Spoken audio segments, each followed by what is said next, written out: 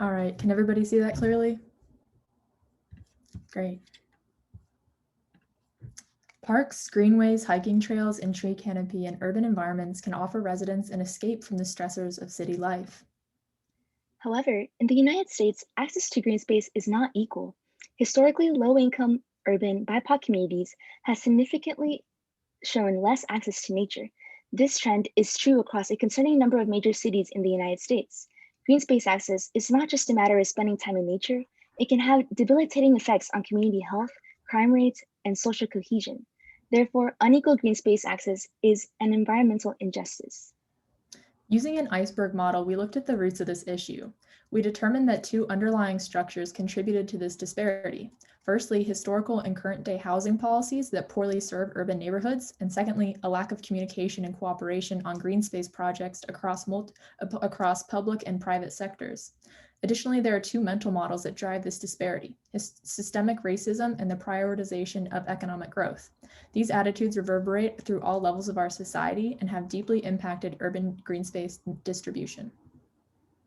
We identified two major issues. One that was that there was not enough green spaces in low-income neighborhoods, and two, that when green spaces were undertaken in these areas, they were often accompanied by unintended negative consequences.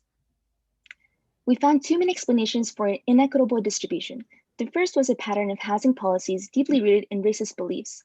In the 19th century, Jim Crow laws transformed into racial zoning codes, which prohibited mixed race neighborhoods. During the New Deal, white home ownership was promoted as a defense against the threat of communism. This pushed low income and BIPOC residents into crowded cities with little funding for housing and green space. Redlining practices and real estate beliefs, such as the idea that land value decreases when more BIPOC live there, have left people of color packed into urban areas that are not designed for their health and success. Moreover, they lack the generational wealth gap that their white suburban counterparts have to rebuild their neighborhoods and move away. Inequitable distribution is also driven by a disconnect between private and public motivations. Private developers and real estate groups prioritize investing in wealthier neighborhoods for higher profit gain. For local governments, managing tax budgets as well as prioritizing needs like fixing roads and promoting the local economy takes precedence. In tax disadvantaged areas, residents can feel like their local governments are simply unwilling to invest in their health and well-being, as shown here. Alongside inequitable distribution, we learned that there are also concerns about implementation, which is driven by lack of communication between key stakeholders and green gentrification. When stakeholders fail to consider green space projects as a nuanced issue that crosses social, economic, and health considerations, it can often result in green spaces that either don't serve their communities well or that displace the surrounding low-income residents. One gap we identified was that a lack of intentional community involvement during the planning process often results in a green space that does not meet residents' needs, such as the need for playgrounds or recreational fields. To resolve this, community engagement plans should be weaved into every space proposal. Our interviews revealed that proposing smaller projects than more ambitious ones made community members more likely to participate in planning. More importantly, planning committees should make active efforts to engage members who may otherwise not respond to surveys or attend town hall meetings due to language or time barriers. Another gap we identified was that green space planning often does not anticipate public demand and maintenance costs, which can result in the degradation of the space and increased crime rates. Community members here clearly recognize the role of their local park in serving as a meeting place for unsafe criminal activity and quipped about having a separate park so they could actually enjoy the space. To address this, City Planning Committee should assess demand for a proposed space and adjust the project scope accordingly. They should also consciously factor long-term maintenance costs and create plans to monitor safety. One last major gap we identified is green gentrification and how it is misunderstood due to silos between academia, public, and private spheres. Collaboration between these groups will help better characterize green gentrification and create interdisciplinary solutions.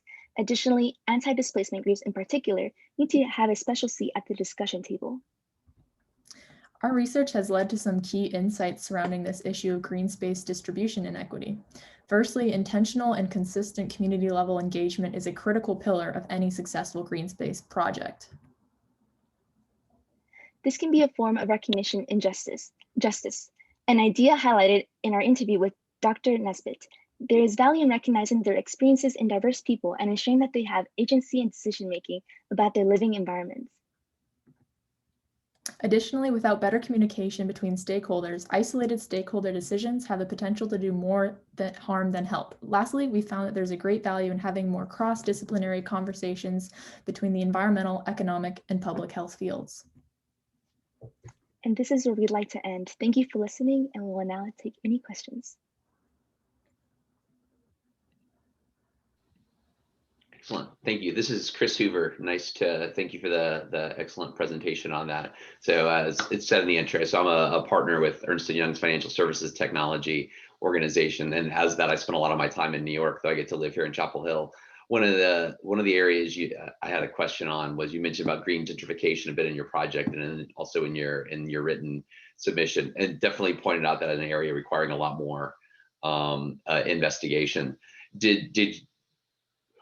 Did you speak to the fact that there wasn't a lot of research? Was there not a lot of research, and that's why you identified that was one of the levers that really needed a lot more, or was it hard to reach any conclusions? Because personal experience, it seems like that there's a huge issue that as soon as the green space gets introduced, that's when the gentrification happens. I mean, did you find any solution recommendations around that, or how to approach that? Great question. Yes. So with green gentrification, like you were mentioning, it is a very complex issue. And in order to really come towards a more successful solution, I would definitely suggest, based off of what we investigated and different connections we had, definitely it's really important to educate and create more awareness about this issue. So that's first step from an academia standpoint. So from having different professors and different environmental urban designers collaborate and also come to the community and kind of collaborate together to really generate these different ideas on different small scale community projects. Mm-hmm. It's definitely a way for how we can reduce that secondary effects of having residents in these communities that are being gentrified through these large scale projects not really suffer much of that effect because of the smaller scale projects that will be led by community members and different students and professionals within that area. And then you also mentioned the smaller scale part is getting better participation that way. So keeping things on the smaller scale might be able to address both of those in a positive way. Okay. Definitely. Great. And a great way to also create a solution with that as well is by incorporating nonprofits and collaborating with local governments to kind of help fund these initiatives so it'll be more successful in the long run. Great, thank you. Hi, great job. My name is Todd Bendor. I'm a professor in city and regional planning here at UNC. One of the questions I had is in your write-up and in your presentation, you kind of interchangeably use public parks, green space, green infrastructure, and they actually kind of often mean different things. I'm wondering if you can be kind of more precise about what you mean by green space, because it can just mean a wide variety of areas. Yes, I could answer that as well. So for green space, we were trying to refer to the idea of any outdoor environments that allows for people to have the ability to immerse themselves within the natural scenery and having that ability of being close to plants and any green life in that sense. So in that situation, we can refer to outdoor recreational areas such as parks because those areas also allow for a healthier lifestyle and for different plants as well and greenery to be available there. And there are different areas as well that can be considered as green space. Like we mentioned in our paper as well, having street green pockets. So different areas within streets that have greenery. That is also very helpful towards improving green infrastructure within cities. So it's another reason why we decided to use that as our option in there.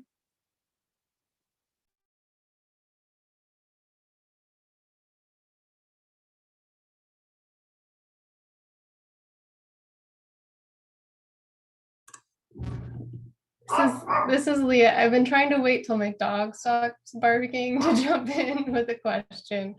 So I am an assistant professor at UNC in the Department of Health Policy and Management. Great job, wonderful presentation. You kind of mentioned some like the idea of like these smaller scale projects.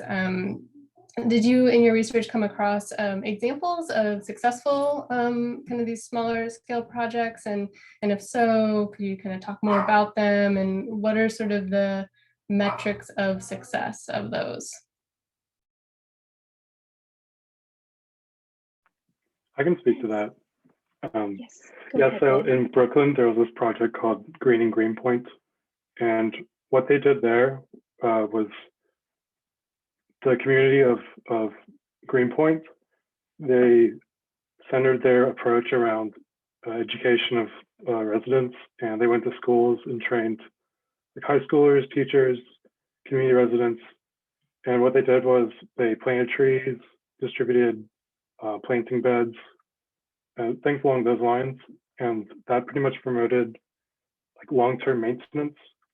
And so like a measure of success for that was that they were able to distribute over 2,000 planting beds, 600 street trees, and 500 private trees for private properties.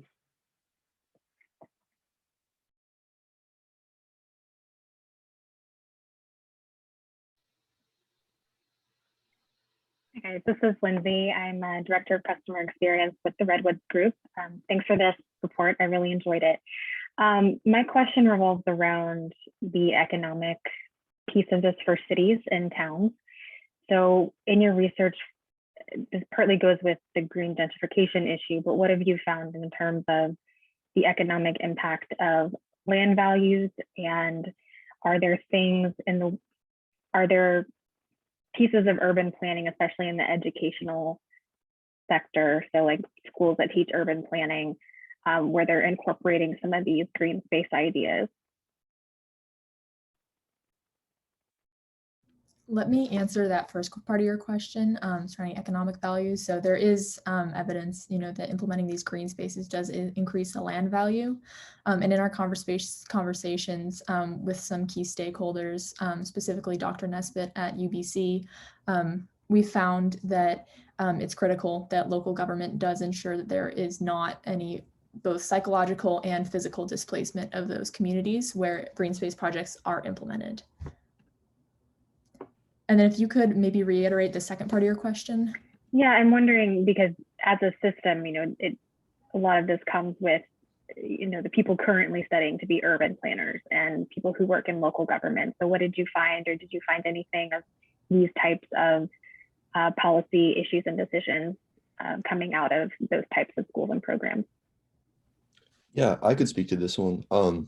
So as we briefly talked about in our report, concerning education, there is actually a lot of involvement within the community and from people within the educational system about this. One particular model is called the Green Space-Based Learning Educational Model. And what it does is it connects a Research One university with a surrounding undeserved community and a local school district. And so it connects the resources between all of them to promote involvement from the ground up between all the different levels. Thank you. Great. So that'll close off questions for our first team. Thank you all so much for your wonderful questions, and thank you, Green Space team, for your presentation. So we'll give about 1 to 2 minutes for One Health for All to get themselves ready for their presentation, and we'll transition over to them in a second.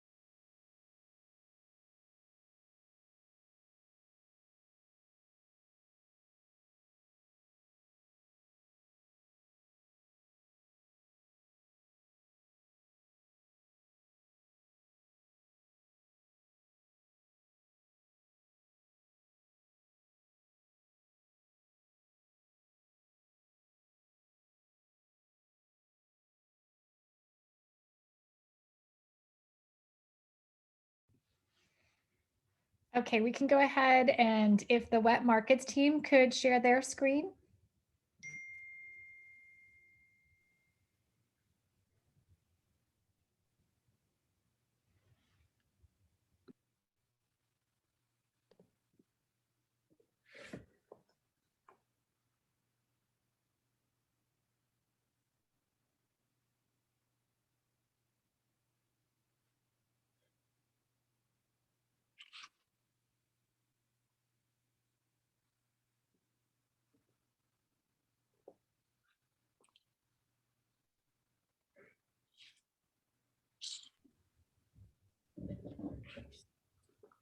You guys can go ahead and start.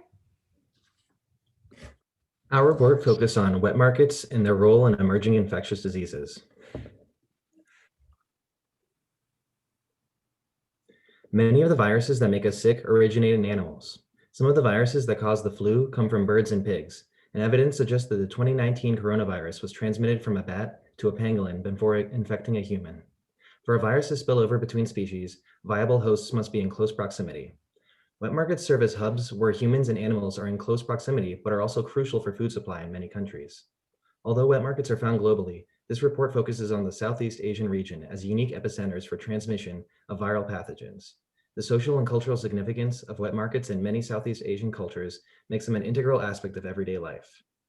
The One Health approach is a collaborative, multi-sectoral, and transdisciplinary approach for optimizing human, animal, and environmental health outcomes.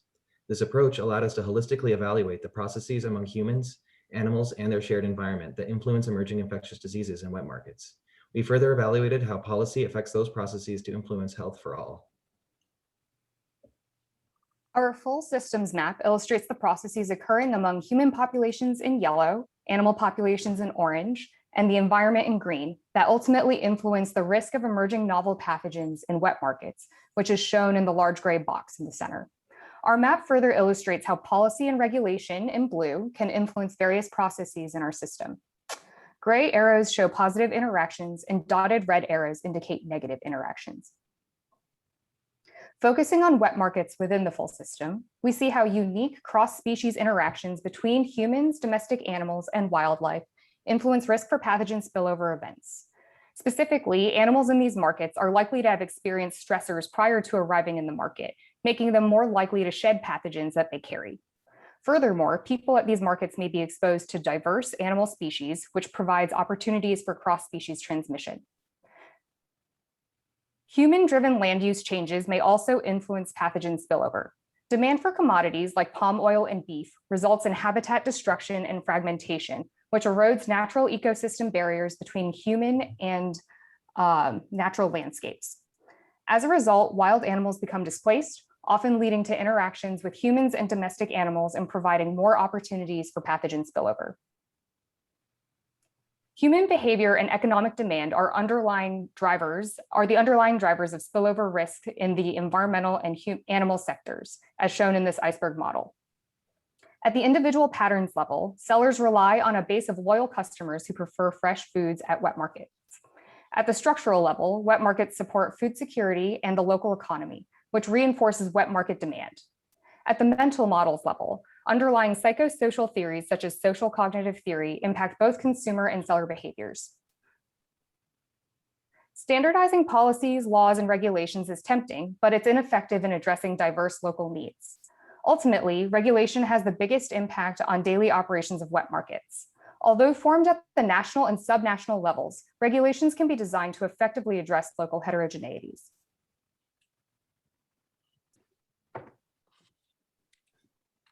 Existing policies and solutions have been developed reactively in response to previous spillover events. To minimize this impact of spillover, large-scale solutions must prioritize prevention. So far, prevention-based surveillance and community engagement consist mainly of small-scale pilot initiatives. There have been initial attempts to encourage cross-disciplinary and cross-sector communication, but overall communication is still siloed and regulations are fragmented. Based on the limited solutions landscape and the system dynamics we've discussed previously, key gaps include wet market surveillance, communication, local stakeholder engagement, and integrated policy. It's important to note that these gaps and the levers to address them are really highly interconnected.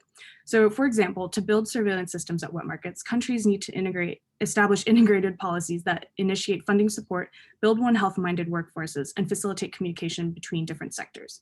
Facilitating communication in turn involves local stakeholder engagement. Firstly, eliminating wet markets is not the answer, since downstream effects will negatively impact human health and economic progress.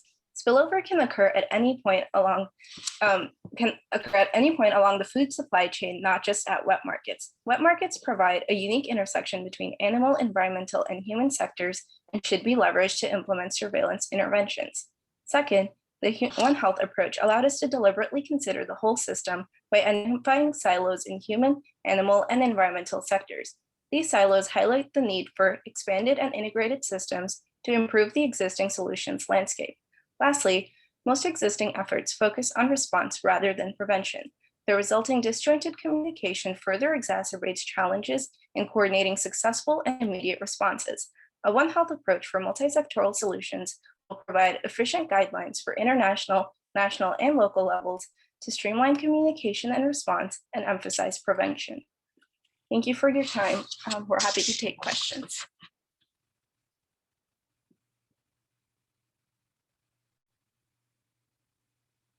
Wonderful. Thank you, guys. I'm opening it to the judges. Hi, guys. Lumbee here. So my question was more about, you guys did a great job at looking at the system at play of, animal movement in the market and the human behavior involved in that. I was wondering if you looked beyond that at some of the economic and political constraints that might prevent a One Health system from operating efficiently. It kind of relies on very open communication and all of that. So what did you find, if anything, in that area as it being a barrier?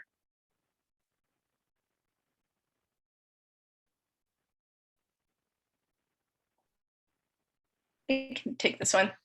A lot of the, in terms of economic level, you kind of have to consider policies on the international scale and like coordination in terms of global trade and how that can play into implementing a One Health approach. So we came across a few international organizations that are working within the Southeast Asia region to kind of integrate the One Health approach in creating more scalable solutions at that international level, but it isn't necessarily a very popular or widely utilized approach yet. And I can jump in with a little bit with regards to political constraints. I think there is a lot of movement regarding integrating using One Health approaches to form solutions at the international policy level. But again, that doesn't really have legal bearing when it comes to within countries. So countries can hear about international policy, but it's ultimately up to them to decide whether to implement it or whether they have the resources to implement it. So I think, as we listed in our report, almost regardless of what happens at the international level, there isn't a legal power behind those international policies. So it really does come down to what the political landscape is at the national level of each country in terms of what gets pushed forward in terms of One Health. But I think, like Arushi mentioned, there are groups in the Southeast Asian region that are working to encourage countries to work together and are trying to provide resources to begin to build political will. I actually have a follow-up question to that. I know that there's been a lot written on, like, there were regulations for wet markets. There was a huge amount of effort to improve hygiene and so on, but there's been rampant corruption and so on. So I'm wondering if you looked into the extent to which there is that kind of like street level bureaucracy, like, hyper local issues where, yes, we've got regulations, but no one follows them. And what you actually do about that. So I think there's definitely a lack of information on this in general. Within our bibliography, we listed a resource called Fighting This Year's Virus with Last Year's Law that was published in 2020. And they overall found that just trying to do a basic assessment at the national level was as far as I think that sort of assessment has gotten. So legal assessments at the national level are still overwhelmingly lacking and need to be done. So to answer your question specifically, I don't think we have enough information to really answer that. I can speak from personal experience. I'm Chinese Malaysian. I have family in Borneo in Eastern Malaysia. And so visiting family, you are going out to driving into the jungle a couple hours and you see a live market that was kind of like a pop-up market once a week.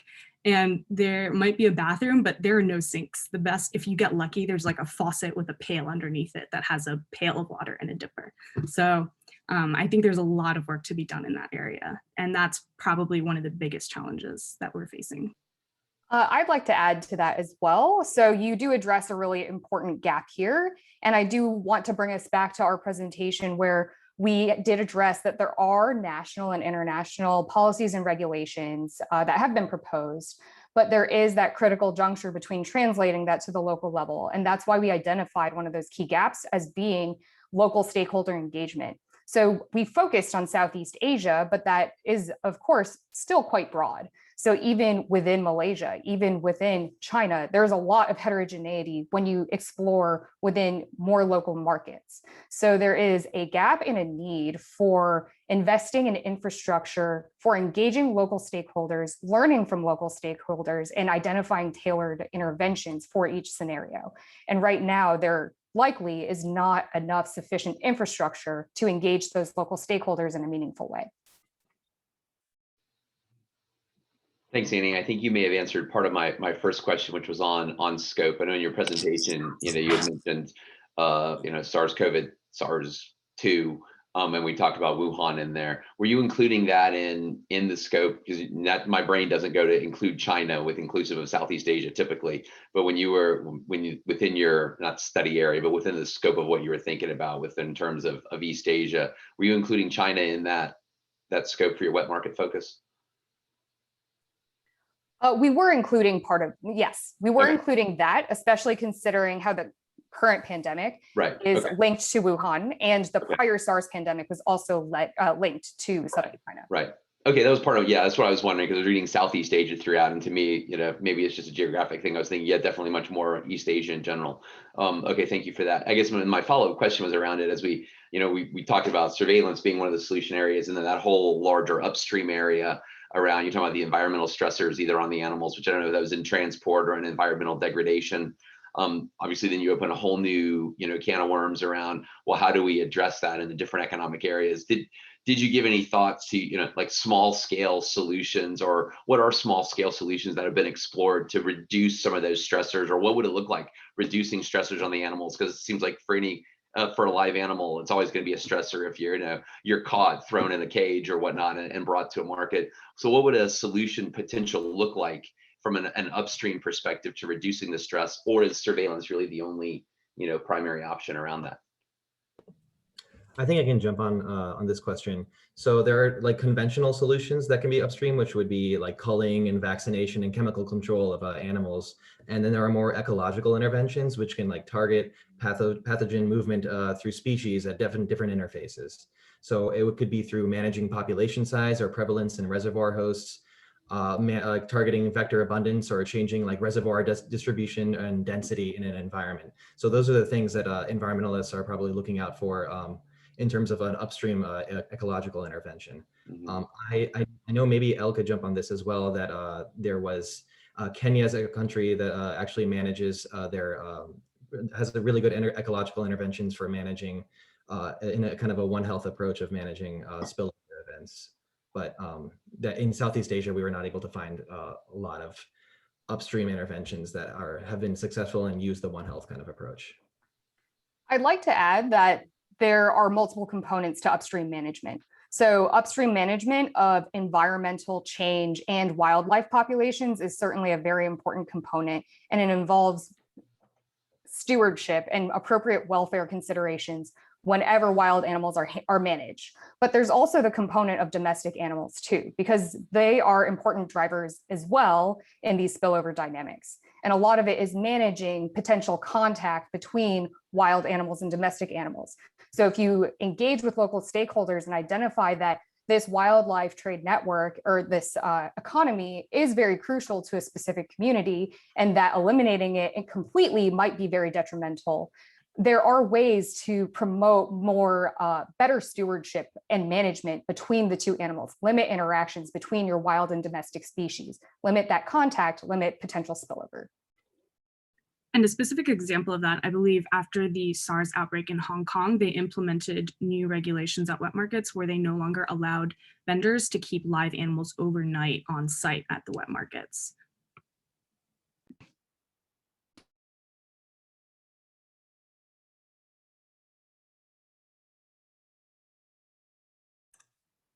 All of my questions were already asked and answered, so thank you. All right, wonderful, thank you. So we'll give the judges just a minute to take a look at their score sheet, and our financial inclusion team will be up next. Also, if any of you participating has a friend or an advisor or a faculty member who's trying to get in to watch you present, please message Angel directly so she can make sure she lets them in. Great job, guys. We're halfway there.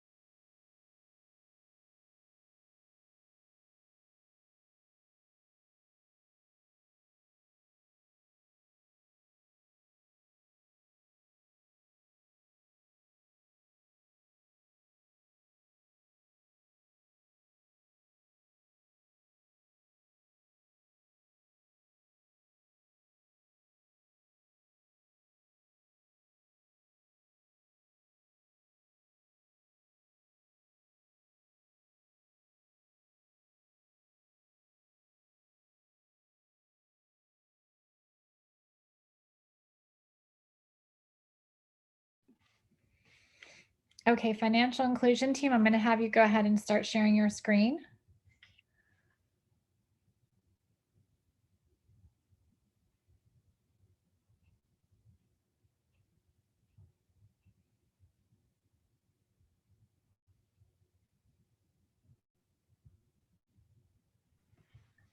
All right, hello everyone. Before we get started, I just wanted to take a moment, now that we're halfway, to say thank you to Melissa, to Angel, to everyone who's organized this, to all the judges for being here, and also to all of their students. I've learned so much in this past 30 minutes, so I'm clearly a lot of talent at Carolina. All right. As college women studying business, we become hyper aware of the exclusion of women in financial conversations, education, and the industry at large. As a result, we felt compelled to dive deeper into the systematic causes of the financial inclusion gender gap in the United States.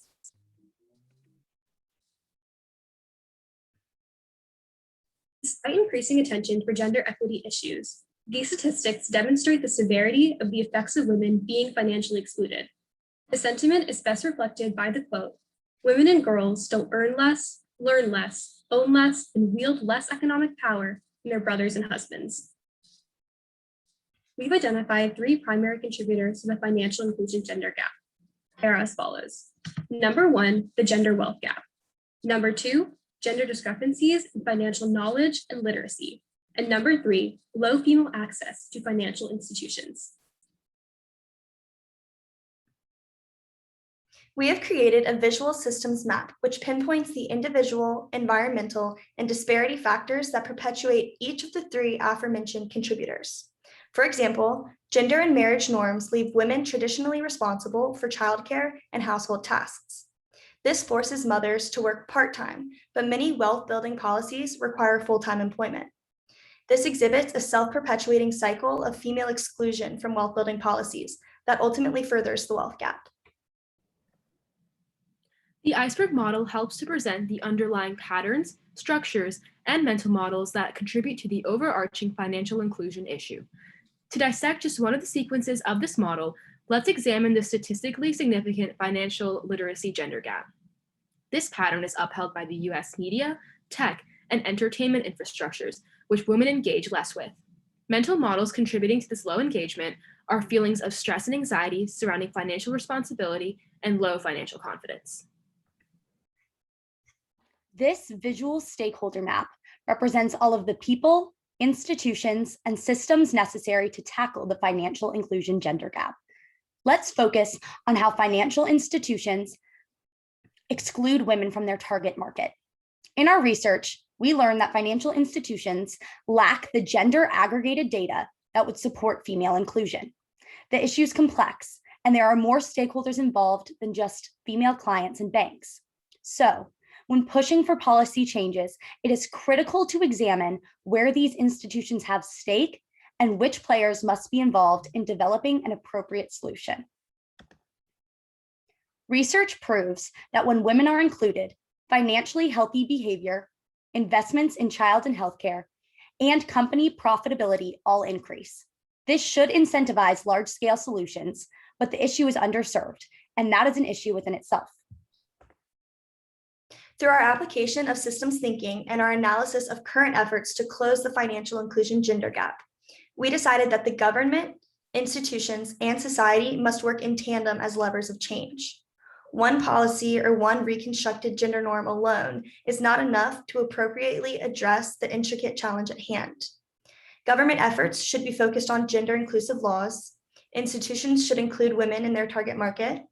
And these initiatives should, in coordination, result in the societal changes displayed on this slide. Now, while we are approaching the financial inclusion gender gap from a broad systemic perspective, we recognize that cultural disparities and diverse communities will implement these levers differently. These three profiles represent just some of the many cultural and situational nuances affecting American women today. Through our research, our team learned three fundamental lessons. First, a combination of wealth, financial knowledge, and institution accessibility factors leaves women at a disadvantage for understanding and managing their finances. Two, a detailed system map can illustrate the individual, environmental, and disparity factors contributing to the financial exclusion of women. And lastly, government, workplaces, financial institutions, society, and women themselves must all be involved in creating systemic change and closing this gap. Moreover, our findings have informed the ways which we intend to approach money management, our professional lives, and relationships after college. We hope to shed light on the biased systems which hold women back in the United States and to encourage young women like ourselves to pursue financial empowerment and independence. Thank you. Now we'd like to open it up for some questions.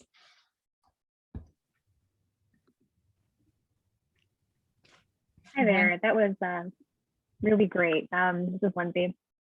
I thank you for tackling this issue. I have a question about one of the mental model points that you made, which was the feeling of anxiety and stress that come with things related to financial planning. And I wondered if you guys went across it or found any research or did any digging on the research that's been conducted on the mental load that women tend to carry, especially women with families. I just wonder about if women are already carrying the mental load for just other things happening with the household, that maybe it's just easier to offload the financial decision making to their partner. And so at that point, the stress and anxiety might not be coming from the financials themselves, but just the fact that they're worrying about so many other things. And so how did you square that circle? Absolutely. Thank you for that question. The stress and anxiety component that you referenced was actually from a Stanford University study that basically just asked both women and men how they feel about financial services.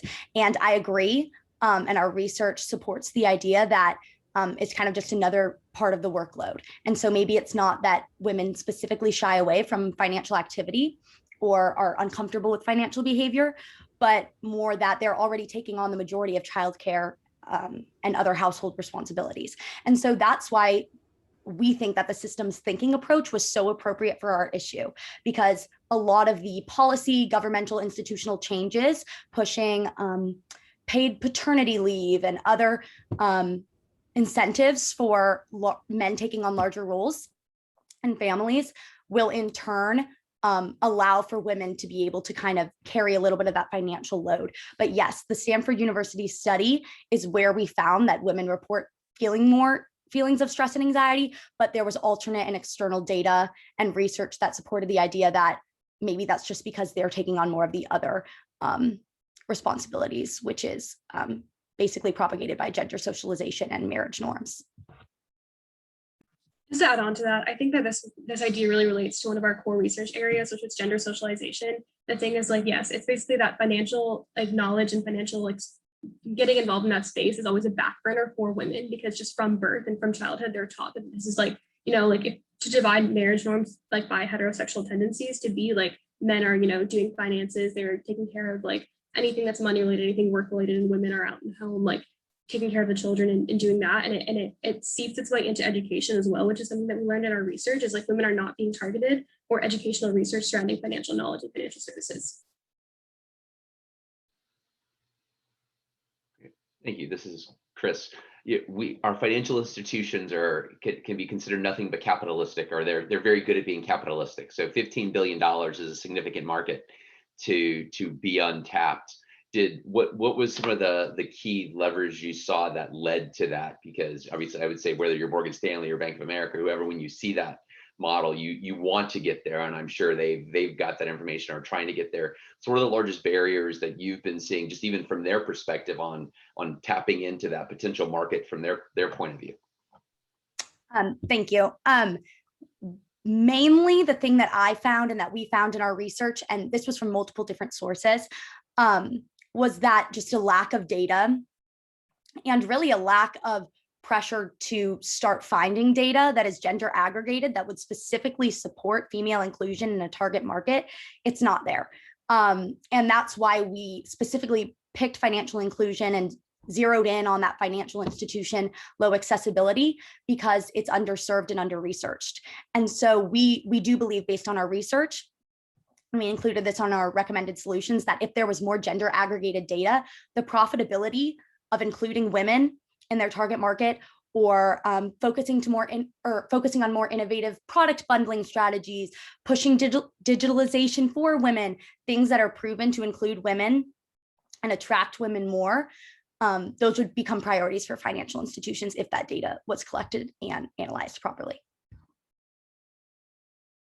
Financial institutions also just tend to not really market themselves properly towards women. So institutions tend to really speak this complex technical language, and they kind of use sort of unemotional marketing. And this doesn't really speak to a lot of women, because in general, and we've also explored education, how we are educated and socialized, that also, and going back also to the feelings of low confidence in financials, it's just a really big cycle of that women don't necessarily feel comfortable with the technical jargon that these institutions use, and they kind of are made to exclude women from their services.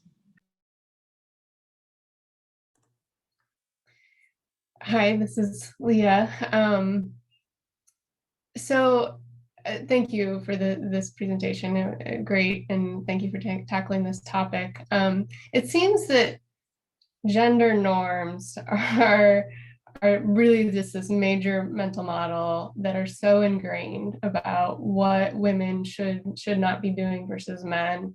And you kind of mentioned once in the presentation about sort of reconstructing gender norms, and maybe this is a big question, but how do you go about reconstructing gender norms? Do you have any ideas of how we do that?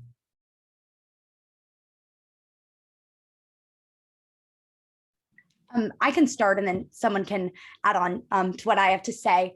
But I think where we focused more on that was within our societal levers of change column on that. And we took a very basic personal approach to that, talking about how can parents have more equal conversations with their sons and daughters?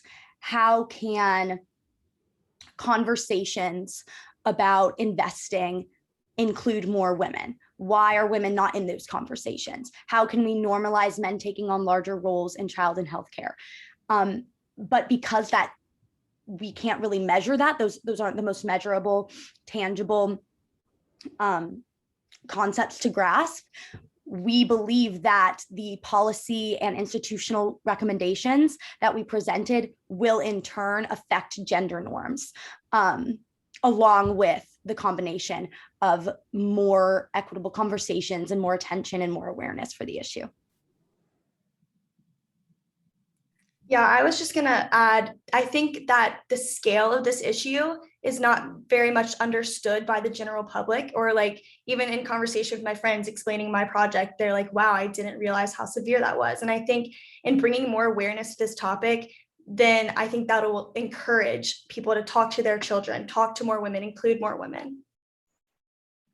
Yeah, there are so many ways that society in general, we need to kind of reform these gender norms that's leading to this issue.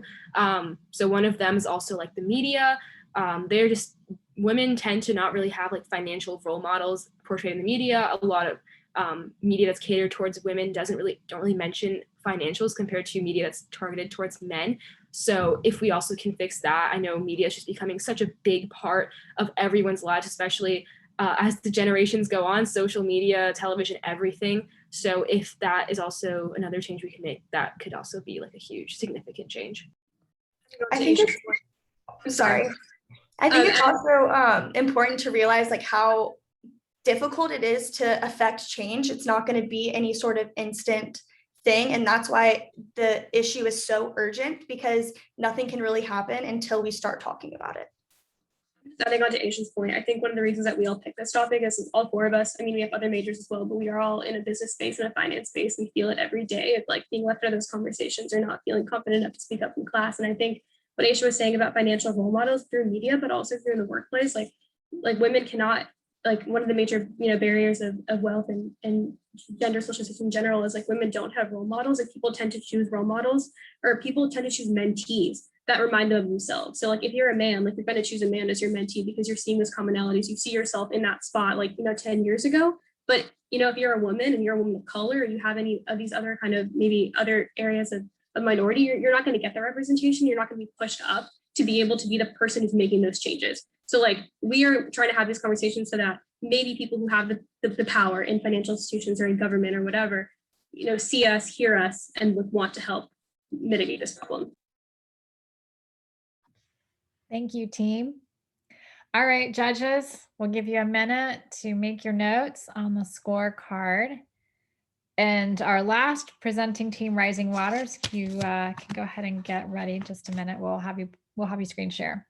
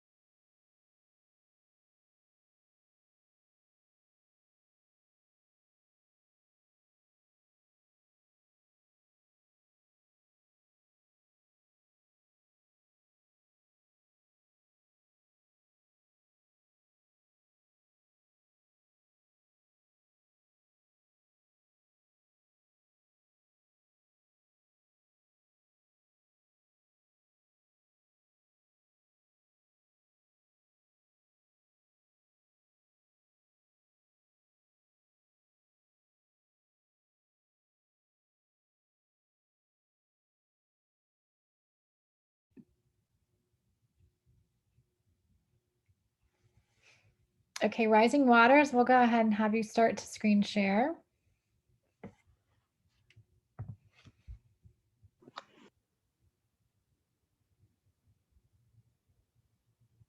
Can everyone see that okay?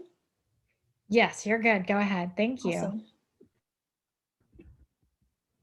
Hi, everyone. Thank you for coming to our presentation, Rising Waters, where we'll be discussing flood damage in North Carolina. Our team consists of 4 undergrads, 3 from UNC and 1 from Warren Wilson. So let's talk a little bit about the motivations behind why we chose to map the socioeconomic system surrounding flooding and flood damages. What you see here are images likely similar to those you have seen hundreds of times on the nightly news after disasters.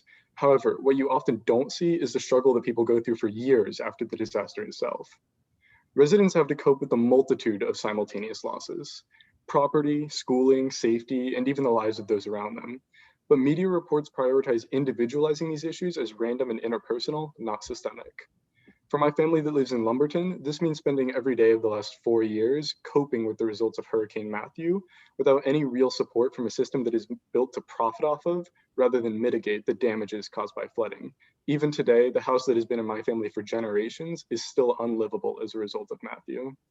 Our goal with this presentation is to show you that flooding and its aftermath are absolutely a systemic issue and is one that can be solved by recognizing core patterns and leveraging political, economic, and environmental avenues to reduce or eliminate harm. To give further context to our motivations, flooding causes widespread wildlife destruction and property damage. This is particularly hard to mitigate as we continue to build more concrete surfaces, which absorb heat and prevent water from returning to the ground. Alongside climate change, this creates a positive feedback loop where storms greatly intensify. For North Carolina, this means an increased frequency of once-in-a-lifetime hurricanes like Matthew and Florence. Unfortunately, sustainable architecture that could help prevent this is often overlooked due to financial restrictions. And speaking of finances, Hurricane Florence left $24 billion in damages and killed 53 people. Years later, residents are still struggling to rebuild, especially since Hurricane Matthew came right before. And as Adelia described, the main problem here is flooding and property damage. But this problem arises from underlying patterns, which compound, meaning that marginalized communities experience more severe damage from flooding. And complex underlying structures, from insurance policies to diminished political agency, further drive this inequality. Finally, we identified mental models such as short-term reactive thinking and non-holistic views of flooding, which both generate challenges but also present targets for solutions. And now for our map. Here are the core problems, then underlying structures and patterns, gaps in the solutions, and finally levers of change. One phenomenon we identified was the interplay between historical and present-day discriminatory policies and its cyclical effect. For example, land along Eastern NC's Tar River, which is historically home to predominantly Black and Brown people, is the unwanted space former slaveholders allowed enslaved people to occupy. This legacy, combined with low-lying geographies, has left many particularly vulnerable to flooding and generates less tax revenue for infrastructure updates. And from our map, we identified these major gaps. Just to summarize, the main problem here is that these economics-driven solutions often don't consider the social effects that they have on communities, especially Black, Indigenous, and people of color and low-income communities. Many of these measures are reactive and don't target the root causes of flooding, and also are not very adaptive, while also requiring a lot of political courage that seems to be in short supply. From the gaps in our map, we identified these three levers. And the first one is community-centered reforms that increase local interactions. The second one is adaptive and localized infrastructure updates. And the third one is smart buyout policies. And two North Carolina specific levers which we identified are federal recognition for the Lumbee tribe and other Indigenous populations in North Carolina, and the NCIUA's insurance-driven adaptation model. And so the main takeaway that we got from our research here is that even as flooding gets more urgent, it's not an intractable problem. Yes, there is a major lack of momentum, especially for rural communities like Lumberton, but we've seen great initiatives in the DC and New York City areas. We just need to get around the mindset that we can ignore rural and marginalized communities until a flood or storm comes that makes the nightly news and pulls on our heartstrings, and only then throw money at the problem without local understandings and interactions or long-term investment in these communities. We focused on North Carolina, but flooding is an issue all over the world. From the recent precipitation in Australia to melting snow in Russia, the lessons we learned here can be applied to communities around the globe. Thank you for listening to our presentation, and we are now open to taking any questions. Thank you, team. I'll open it up to the judges.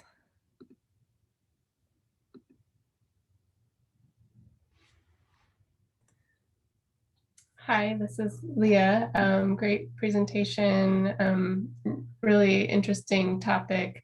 I have kind of a specific question. I think it's really interesting that one of your solutions is around federal recognition of the Lumbee tribe. And I'm just interested if you could talk a little bit more about that and what's along that pathway that helps provide that as part of a solution. Yeah, I can speak on that first, and then I know other people will want to jump on this question because it's really interesting. So federal recognition comes with, federal funding for various federal funding for the tribe in general, and then that will provide, more money for the community to sort of create more resilient measures. I think one thing that we also heard about when I went to Lumberton in 2018 as part of a service learning experience, and we spoke with some leaders of the community there, and they said that a lot of the time people feel really marginalized from the political narrative and being able to advocate for themselves because they don't have that federal recognition, even though they've been trying so hard to get it for so long. And so those two things, like money and the political recognition and agency and the kind of acknowledgement of the damage that has been done to the Lumbee community by the United States government in the past, I think will definitely really help towards building resiliency and political engagement in the community, and also providing more funding.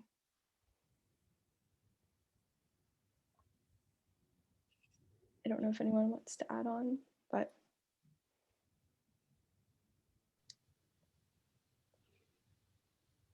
Hi guys, it's Lindsay. I was struck when I was reading this, it reminded me a lot of the wildfire situations that happen and that we're used to seeing in the West in California. And Redwoods is a commercial insurer of property as well. So this was particularly interesting to me. So I was wondering if you guys dug into that a little bit more of the moral hazard on the insurance side, specifically because insurers, I know in California, were prohibited from dropping policies in wildfire prone areas. And I'm wondering if that dynamic is also in play in flood areas as well, where people are able to rebuild with insurance money when perhaps it would be best not to.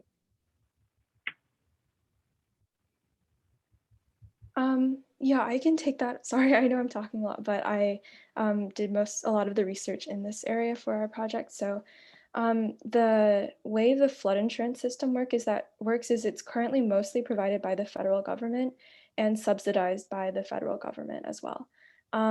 So there is not really that dynamic where the federal government is prohibiting itself from pulling out of certain areas. But there are certain insurance reforms that are being put into place right now to kind of do the same thing that you're mentioning regarding wildfire risk and moral hazard, where people are, or the FEMA is basically trying to raise the cost of flood insurance to match the actual market level instead of subsidizing, in order to sort of cut back on the moral hazard. But as we discuss a little bit more in detail in our written summary, that creates a lot of socioeconomic problems as well. And just to clarify part of your question, did you mention the idea of like whether or not it's even a good idea to begin rebuilding using that insurance money? There's a school of thought that, yeah, like if you just keep rebuilding in the places that are prone to catch fire or flood, that you're essentially adding to the problem instead of fixing it. I can't necessarily speak on California and the wildfires, but I do know one of the reasons that we didn't focus too much on that for North Carolina for flooding is because we did have somewhat of a focus on Indigenous communities. And in general, the idea of having any school of thought that pushes these communities out of land that is historically theirs is just not something that we were interested in doing or thought was right. But as far as I know, I believe there are some efforts to at least relocate some of the communities in North Carolina to just simply like hire land within the same area, but that's all I know that has happened here. Yeah.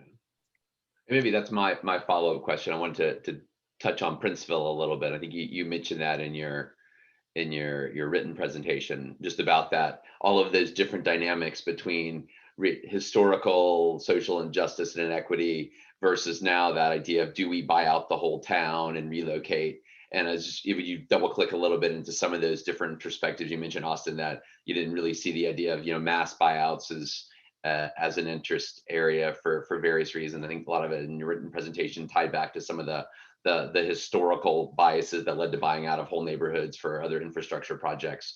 But did you see anything that was pointing to, what it takes to build trust in communities, and whether that may be considered a good idea, or any communities approaching a tipping point that are saying, okay, if X then Y, or leaders saying, hey, here's how this could make sense? Or did you see anything pointing toward that either being less welcome or more welcome recently around things? And I think of Princeville exactly, but I don't know if you had any other areas that might have come up.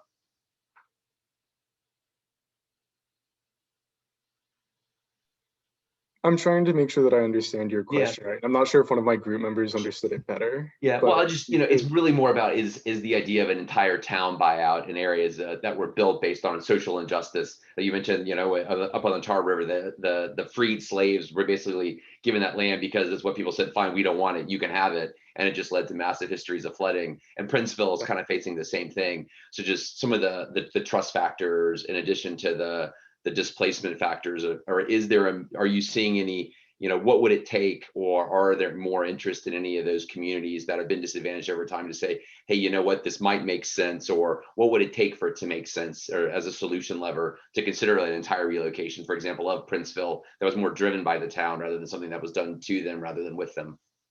Yeah, I think one of the main things that we learned and heard from people about that is that if it is proposed, like you said, if it's not proposed by the town or the local community itself, if it's not, if it's not driven by them, if it's proposed by the federal government or the state government, or even sometimes corporations, there's this worry that it's the same system that caused them to either exist in that place in the first place and experience those issues, or that caused those issues to arise, like basically the entire global system that has caused climate change, has caused this increased flooding, is basically what's forcing them out of their homes. And there's no reason why in 20 years it won't happen again.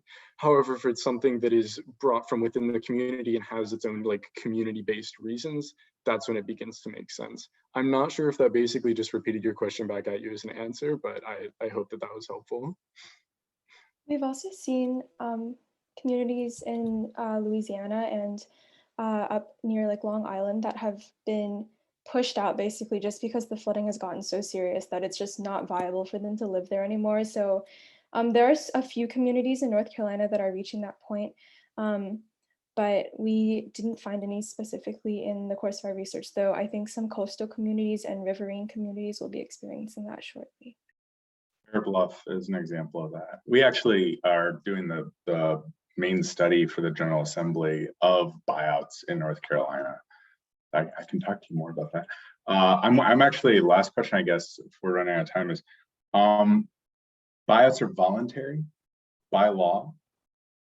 And so this idea that like the community decides, it's not like 98% of the community, it's like literally every single household in order to relocate those, are like Chris's point.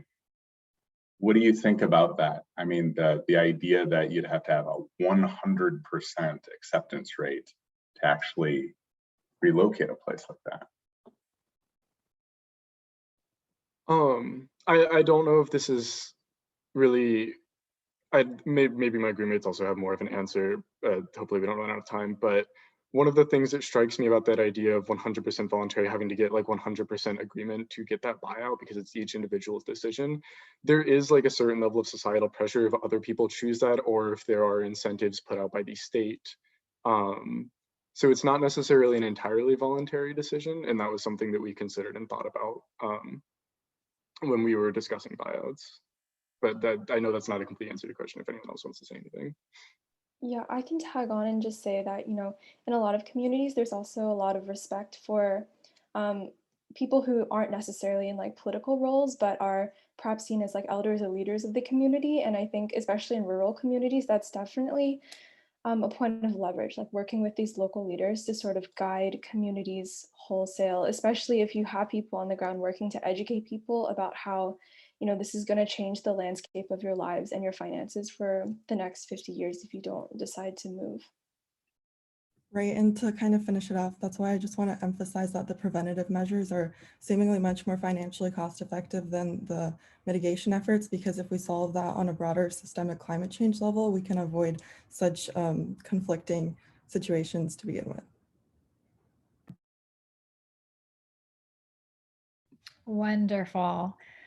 Congratulations to all 4 teams for getting through this portion of the competition. So we're going to ask you to go ahead and leave the Zoom as well as our guest and join us back at 6:30, where we will announce the winner.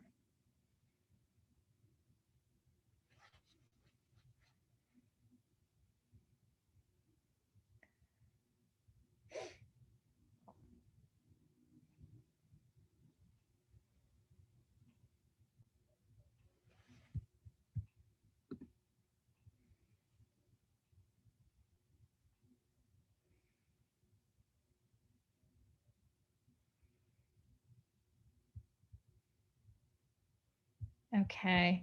Oh, she just signed off. I was like, Judith was the one left. She was welcome to stay. All right, I'm going to leave it to you guys, to the floor, to talk about each of the competitors. I was just trying to finalize my Go for it. You scorecard want to first take a to make minute? sure Absolutely. I got that in, and maybe everybody else was able to do it throughout. I just kind of wanted to write them down and Go compare for them. it. Take a few minutes. If you guys are ready, go ahead and jump in and start talking. I'm quickly compiling the averages for the presentations. Candidly, I wonder if it matters almost, because if I recall how it was being scored, one team seemed to have a large advantage coming in from the written. So it seemed like it would be a big swing if we went straightly off the points. But that's a different scenario. Yeah, it would be a big swing, but that doesn't mean that's the way you have to go. That's right. That's why we have multiple components. Yep. So go ahead and take the time you need to finish that. Angel, can you put the link when you're done in the chat? Yes, I can. Is that the easiest way? Probably. Yeah, I'm still getting them.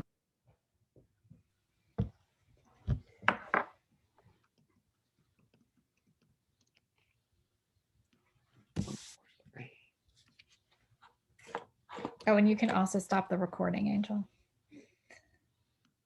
Definitely want to stop the recording. Yes, we're going to cut that